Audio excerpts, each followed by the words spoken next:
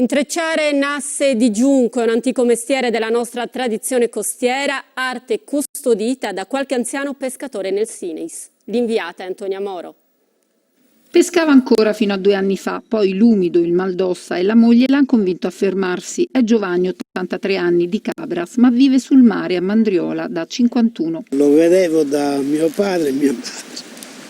Adesso usare questo è un lusso perché sono subentrate le nasse di plastica.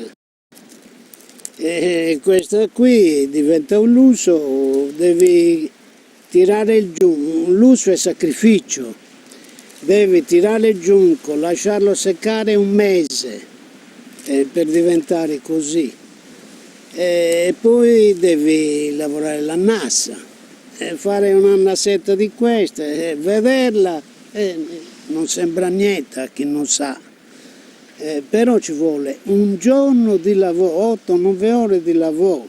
Ha pescato anche in altre marinerie della Sardegna. Ha iniziato con la pesca nello stagno di Cabras, che all'epoca apparteneva al barone Don Efisio Carta. Questo adesso diventa un souvenir, un'antichità.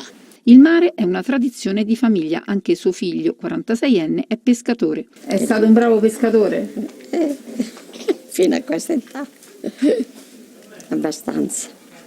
Adesso ormai, anzi, è anche troppo quello che fa. E lei che fa adesso? Io, in casa, e cosa dobbiamo fare? A 87 anni cosa deve fare uno?